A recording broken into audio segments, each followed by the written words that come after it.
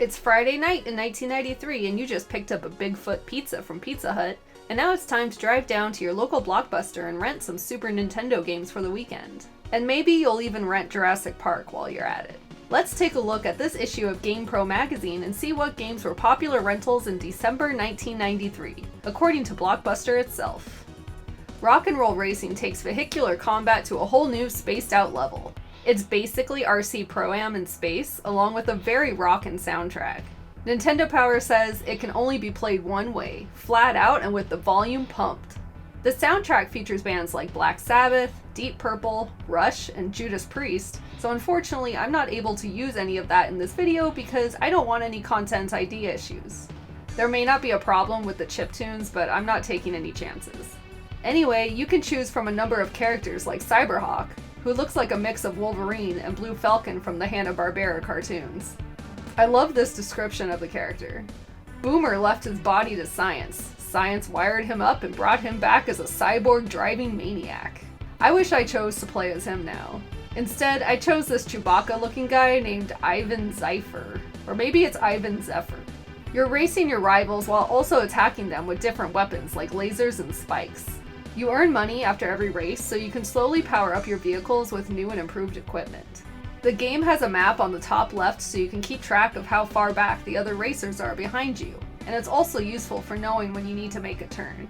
You want to turn a bit early so you don't find yourself running into a wall.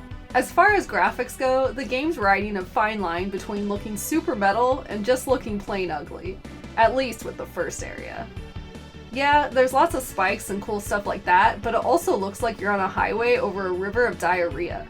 The second planet you go to looks a lot better in my opinion, with blues and purples giving it a more futuristic vibe. The difficulty here also ramps up a lot, but it takes way too long to get here.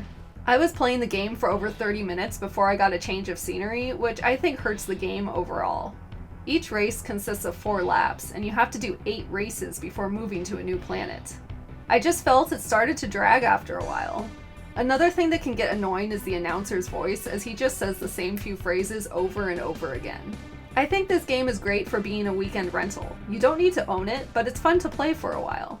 In the 90s, whenever you heard the phrase violence in video games, you were almost always sure to see footage of Mortal Kombat going along with it. The parents who buy some of those games may not realize just how much violence they're getting. One of the most vicious games is called Mortal Kombat. The objective is to finish off your opponent violently. So of course this was a popular game to rent to play with your friend, even if the blood was censored and there weren't as many fatalities. Nintendo Power hypes up the port by saying it brings awesome arcade action into your home with incredible digitized graphics, exclusive extra finishing moves, and a special handicap mode.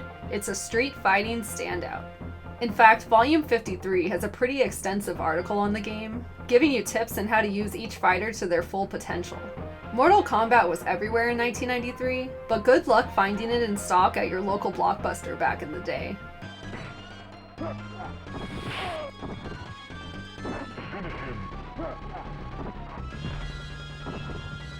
UK wins.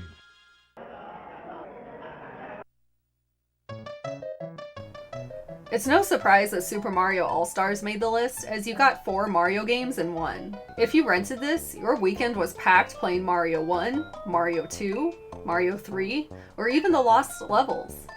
Besides the fact that this was convenient, it was also special because all of these Mario games got a 16-bit makeover. He's back, he's here, he's Mario. No, he's the new and improved Mario in Super Mario All-Stars. So much Mario, it's a Mario smorgasbord. It's all the way down Mario Brothers adventures you ever played and then some. But this is juiced up 16-bit only on the Super Nintendo Entertainment System Mario. That means they got better graphics, music, and even parallax scrolling. It became one of the best-selling Mario games of all time, and it was later released to include Super Mario World. By now we all know that The Lost Levels was the sequel to Mario Bros. 1 in Japan, but at the time of Mario All-Stars' release, it was brand new to everyone else. Nintendo Power hypes up the difficulty by saying, "You've been warned, this is your last chance to back out. Once you enter the Lost Levels, you won't want to quit until you've rescued the princess." This game is way harder than the original Super Mario Bros. They also tell you about how Mario and Luigi have different abilities, and that along with the other titles on Mario All-Stars, you can save your game. I also like how when talking about Super Mario Bros. 3, they mention it's arguably the best NES game ever and definitely the best seller. Alien vs. Predator on Super Nintendo actually was released before the arcade game of the same name, so this was not a port. It's actually pretty different. Firstly, the 1994 arcade game was made by Capcom, while this game was made by Jiruden, a company who I had to look up because it did not ring a bell. And secondly, the game is single player, only whereas the arcade game was up to 3 players. This is a typical side-scrolling beat-em-up where you play as Predator, fighting your way through a bunch of aliens, and that's pretty much all there is to it. You're mostly just kicking and punching, but sometimes you can pick up items like a spear or a disc, which are kind of fun to use. You can also go invisible at times, because you're the Predator, but it doesn't really do much. I found myself cornering most of the enemies to the side of the screen and just punched until they were dead and I could move on. Is it a great game? Nope.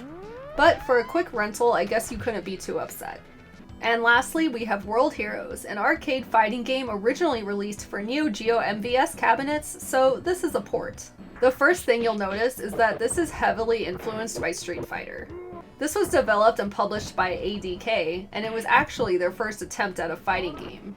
Although this may be kind of generic, I gotta admit that the plot is pretty great. A mad scientist wants to find out who the greatest fighter in all of history was, so he built a time machine to get a superhero from each century. That being said, the characters are pretty funny. I personally like Muscle Power, an American wrestler that's clearly influenced by Hulk Hogan. I also like Jeanne, who is described as a fencing French woman from the 15th century. You can even play as Rasputin. You know how there was X-Men vs. Street Fighter? What if there was a TMNT World Heroes mashup? Then you could have Rasputin vs. Rasputin.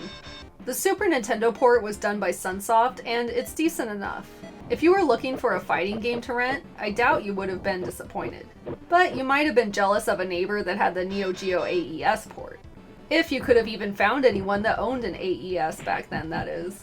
So there you have it, 5 of the most rented Super Nintendo games at Blockbuster during December 1993.